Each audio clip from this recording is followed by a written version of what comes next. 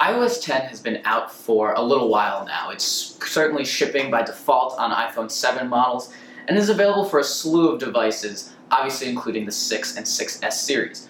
So I've been using iOS 10 on my iPhone 6S since it came out, and previously I'd been using public betas on my iPad. So I've had a lot of experience with iOS 10. I want to give you my feedback on this operating system. So first and foremost, before we begin, I think iOS 10 is a solid iteration of iOS, but it hasn't really done anything for me that is such a necessary feature that is just so great and so profound that it changes the way I interact with communication or my phone or iPad in general. I think the biggest change and the thing we're going to start with today is messages. So Apple has improved messages significantly. You now have a lot more control over the messages that you're sending and how you're responding to them. So they provided reactions to messages. So when you get a message, you can long press on it, give a thumbs up, a thumbs down, question mark. This is nice. I've actually been using it quite a bit, but often it requires then a follow-up text that explains why I responded in that way. So its usefulness, although interesting, might not be that important to you. I think one thing that's cool, you can send messages with effects now, so bubble effects or screen effects, things of that nature.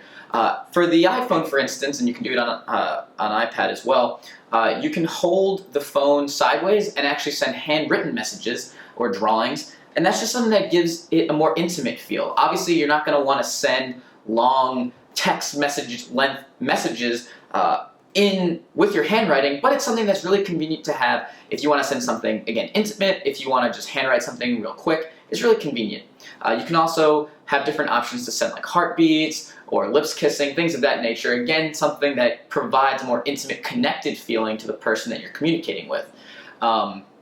When you have typed a full message, there are actually keyboard shortcuts now to replace words with emojis. So when you go to send an emoji, you'll actually see the text that can be emojified light up, and you can click on it and switch it to the different emojis if that's something that you like.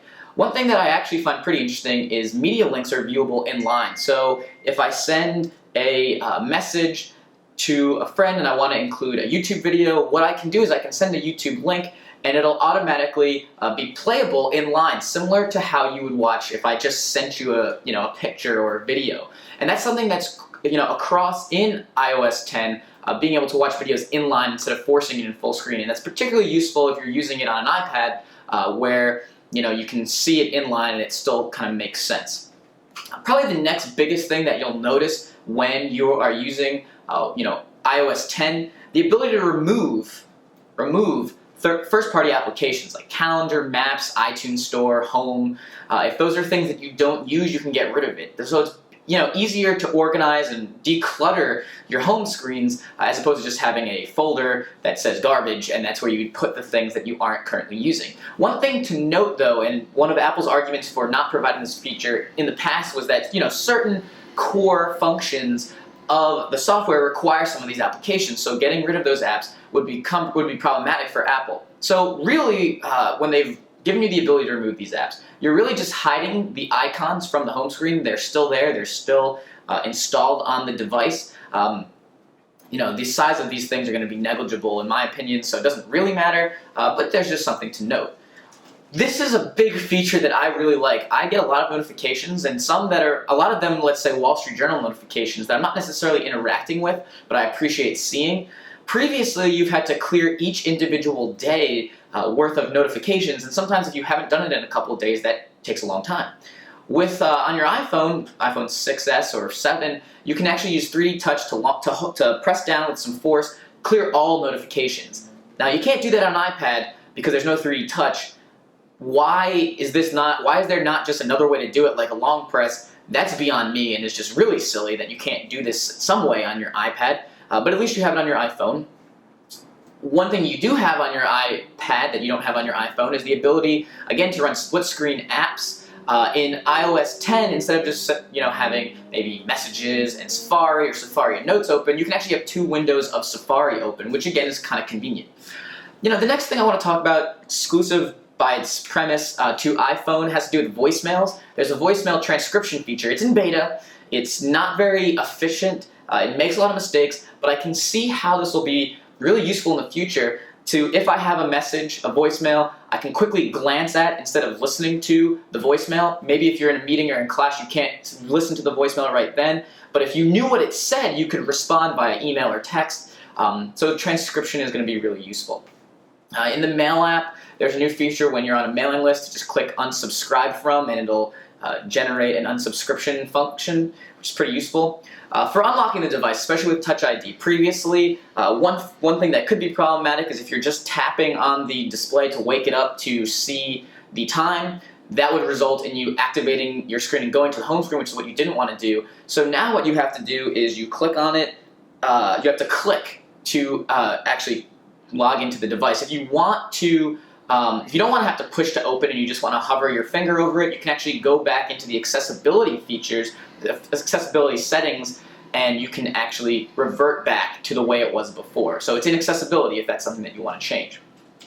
There are Siri improvements in iOS 10. So you can use it to, say, call an Uber or a Lyft. You can use it to take a selfie. You can use it to, make a call with WhatsApp if you want to. So Siri is just improved. One thing is changed media control. So when you slide up from the bottom of your phone, previously, you had, quick access to maybe night shift mode or airplane mode.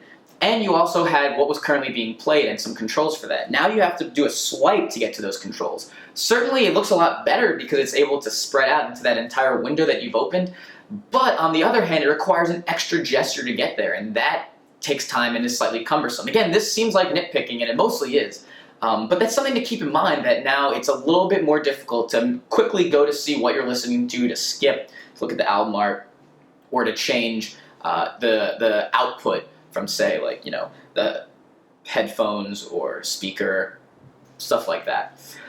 Next thing, obviously widgets. This is pretty significant. For instance, for me, like I said, I have Wall Street Journal. I now can, on my lock screen or from my notification window, quickly see the latest news. There's weather widgets. There's third-party support for widgets, and there's third-party support for message add-ons as well, which is really nice because, as we saw with the jump from iPhone OS 2 and later incarnations of iOS, being able to have third-party support is crucial because there's not a set finite number of functions that are useful.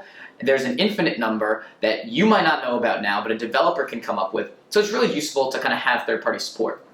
I think one other thing too that I liked, and is not that complicated, raise to wake. So if my screen is deactivated on my phone, I can raise it, it'll wake it up. I can see the time, let's say, or I can use TouchID or my password to log into the device and get to my home screen.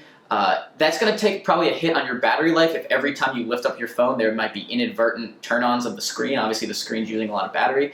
It's a trade-off you're going to have to make for yourself. So those are kind of a quick rundown of the different features, the ones that I find incredibly useful in iOS 10. Again, I haven't really noticed slowdown on my iPhone 6s going from iOS 9 to 10. I think that there are a lot of neat, fun features, especially in messages, that make messaging a lot more intimate. But there's nothing revolutionary here. Similar to if you're looking at iPhone 7 hardware, how it's evolutionary or iterative. iOS 10 is not groundbreaking in really any way. I think it's the best version that's shipped so far. It's certainly better than iOS 9.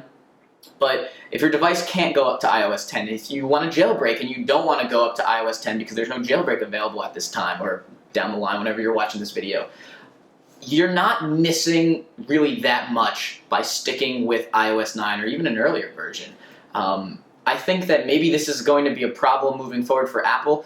The fact that we haven't really seen big changes in iOS or on iPhone hardware. Maybe next year in 2017, with the 10th anniversary of iPhone, you'll see huge changes with hardware and software. That's for another day. But I'd love to hear your feedback. I assume a lot of you guys have been using iOS 10. What are your favorite features of iOS 10? I'd love to hear in the comments of this video. If you like this video and you've liked some of the other videos that you've seen, why don't you go ahead and click subscribe. All my new content will be pushed right to your home screen on YouTube. It'll be instant and right there and just so easy for you to get the latest videos. Thanks for watching.